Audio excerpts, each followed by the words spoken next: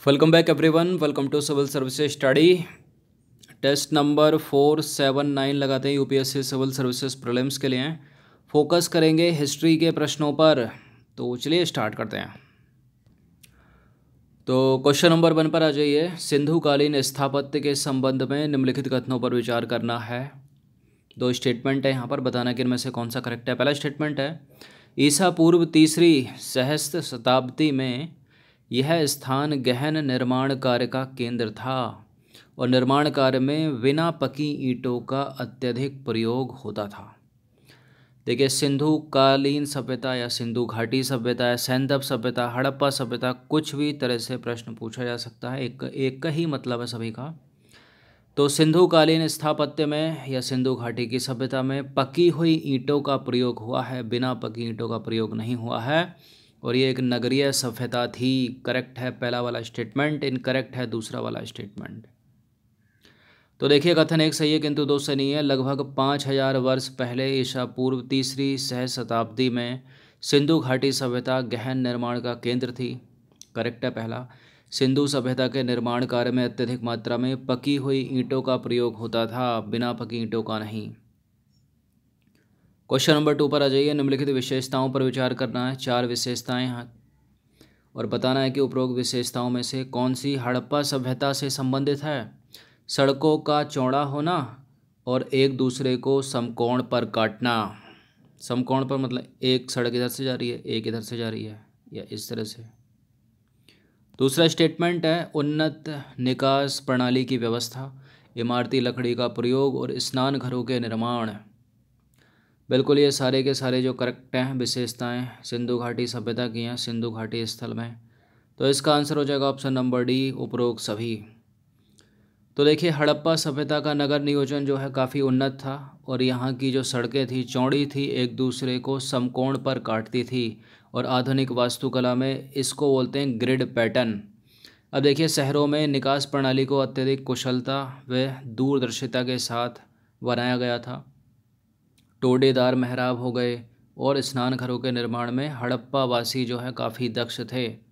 सिंधु सभ्यता में शिल्पकला और वास्तुकला में मिट्टी, बांस, इमारती लकड़ी, घास फूस तथा छप्पर जैसी नाशवान वस्तुओं का जो है प्रयोग होता था। और ये एक नगरीय सभ्यता थी सिंधु घाटी सभ्यता। क्वेश्चन नंबर 3 पर आ जाइए। निम्नलिखित में से कौन सी विशेषता हड़प्पाई नगर योजना से संबंधित नहीं है। ज्यामिति पद्धति, ढली हुई नालियाँ, विशाल स्नानागार, सभ्यता का ग्रामीण होना। देखिए, नगरीय सभ्यता थी, ग्रामीण नहीं थी। वैदिक सभ्यता नगर ग्रामीण थी, ये तो नगरीय थी ना सिंधु घाटी की सभ्यता। तो देखिए, सिंधु घाटी सभ्यता नगरीय थी ना कि ग्रामीण। यहाँ निर्माण कार्य को मजबूत बनाने के लिए खड़िया, मिट्टी और गारे को बहुत अच्छी तरह से पकाकर ईंटों से मोटी परतें बनाई जाती थी। और ज्यामिति पद्धति या जालीदार प्रारूप, विशाल स्नानागार, ढकी हुई नालियाँ आदि हड़प्पा नगर नियोजन के प्रमुख लक्षण हैं। क्वेश्चन नंबर 4 पर आ जाइए। सैंधव या सिंधु सभ्यता के धार्मिक क्रियाकलापों से रिलेटेड कुछ स्टेटमेंट है यहाँ पर। पहला स्टेटमेंट है, हड़प्पा काल में पशु पूजा का प्रचलन नहीं था। हड़प्पाई लोग भूत प्रेत की धारणा में विश्वास नहीं करते थे और सिंधु सभ्यता के निवासी देवी देवताओं के लिए मंदिर नहीं बनाते थे। देखिए, सिंधु सभ्यता के लोग जो है वो पूजा करते थे पेड़ों की, पशुओं की, उनको ही अपना देवता मानते थे, लेकिन उनके लिए वो मंदिर नहीं बनाया उन्होंने। तो करेक्ट है ये वाला स्टेटमेंट। हड़प्पाई लोग भूत प्रेत में विश्वास करते थे, गलत है स्टेटमेंट, जिसके लिए उनका मानना था कि जो भूत प्रेत होते हैं उनका अहित कर सकते हैं और उसके लिए वो ताबीज बांधते थे। हड़प्पाई लोग पशु पूजा का प्रचलन था, गलत है ये वाला पहला स्टेटमेंट। तो तीसरा वाला हमको सही बताना, तो केवल 3 यहाँ पर सही हो जाएगा, सी। तो देखिए, हड़प्पा काल में पशु पक्षी पशु पूजा का प्रचलन था। कई मोहरों पर पशु की आकृति अंकित है। इनमें एक सींग वाला जानवर, यूनिकॉर्न और कुबड़ वाला सांड महत्वपूर्ण है। हड़प्पा सभ्यता के लोगों का विश्वास भूत प्रेत जैसी शक्तियों में था। वे मानते थे कि भूत प्रेत आदि जो है उनका अनिष्ट कर सकते हैं, इसलिए इससे बचने के लिए वो क्या करते थे, ताबीज पहनते थे।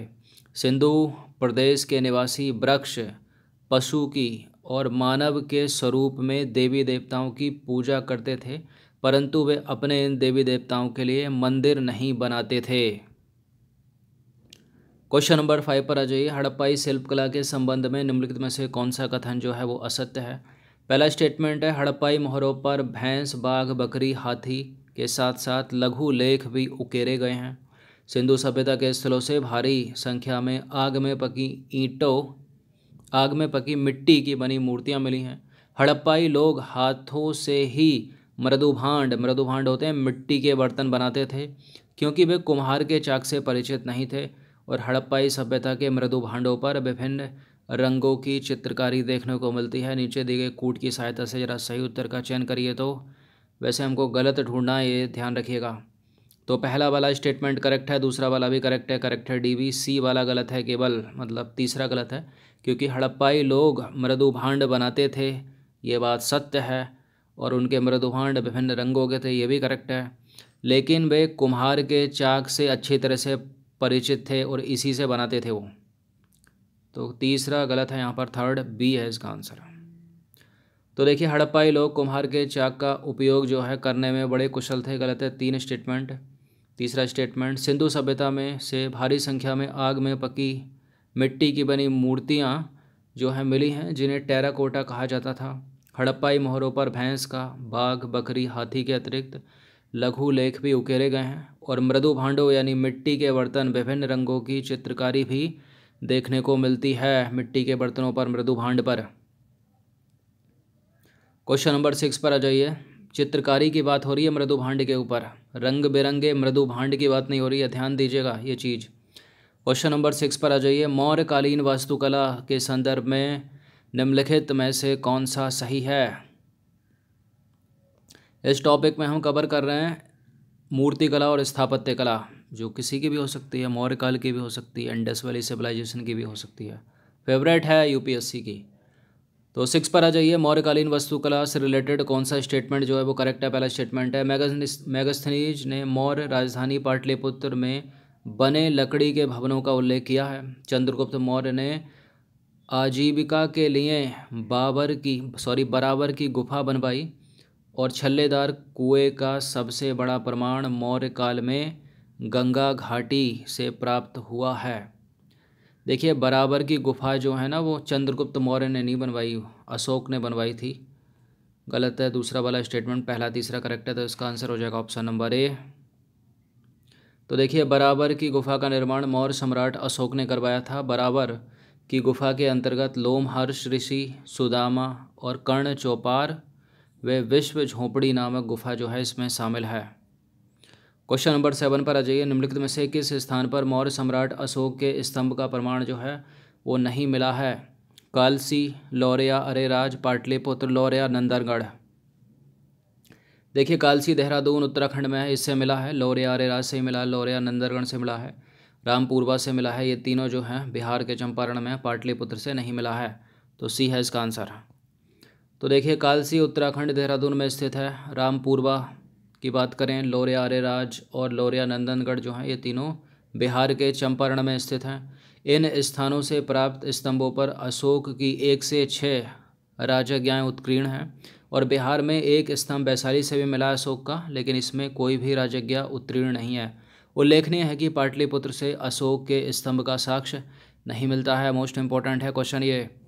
क्वेश्चन नंबर 8 पर आ जाइए। मौर्यकालीन नागार्जुनी गुफा के संदर्भ में कौन सा कथन जो है वो गलत है। देखिए, गोपी नामक गुफा का संबंध नागार्जुनी गुफा से है। नागार्जुनी गुफा का संबंध बौद्ध संप्रदाय से है। नागार्जुनी गुफा में मौखरी शासक अनंत वर्मन का भी उल्लेख उत्कीर्ण है, और नागार्जुनी गुफा का निर्माण सम्राट अशोक के पौत्र दशरथ द्वारा करवाया गया था।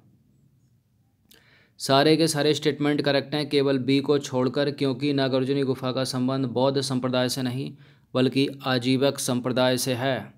तो देखिए, नागार्जुनी गुफा का संबंध जो है वो आजीवक संप्रदाय से है, तो बी गलत हो गया। बात करें आजीवकों की, तो आजीवक एक प्राचीन भारतीय धर्म है, और आजीवक प्रारंभिक बौद्धों और ऐतिहासिक जैनियों के समकालीन थे।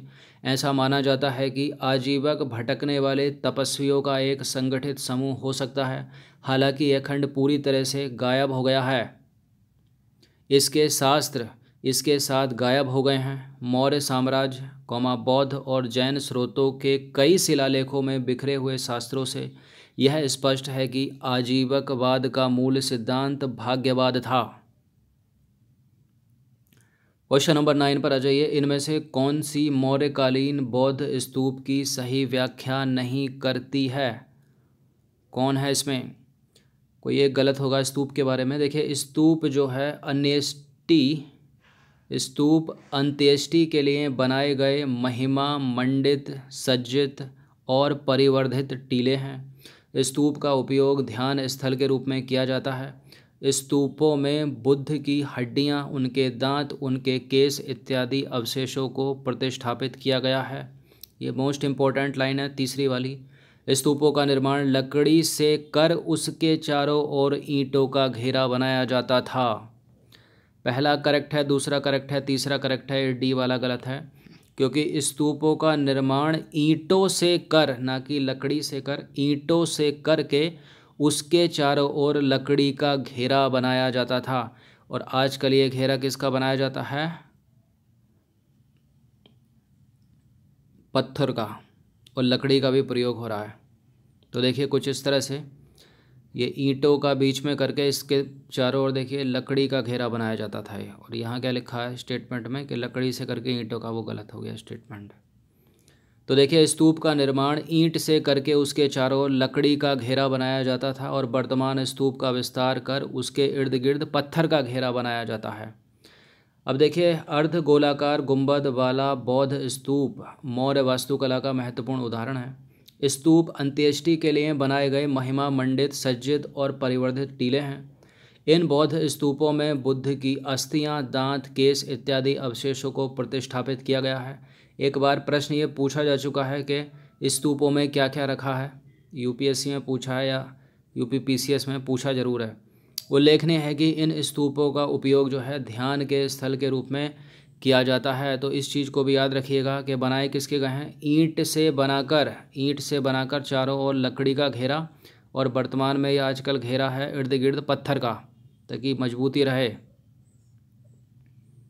क्वेश्चन नंबर 10 पर आ जाइए। दीदारगंज से प्राप्त होने वाली यक्षिणी की मूर्ति का संबंध निम्नलिखित में से किस काल से है? यह है यक्षिणी की मूर्ति। इसका संबंध हड़प्पा काल से नहीं है, वैदिक काल से नहीं है, मौर्य काल से है, गुप्त काल से नहीं है। तो सी है इसका आंसर, ऑप्शन नंबर।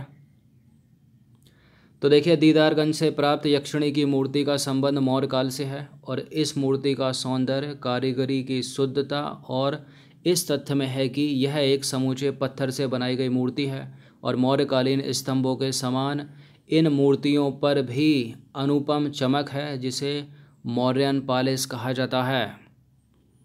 तो ये 10 मोस्ट इम्पोर्टेंट प्रश्न थे। अच्छे से इसका रिवीजन कर लीजिएगा 1 से 2 बार। धन्यवाद।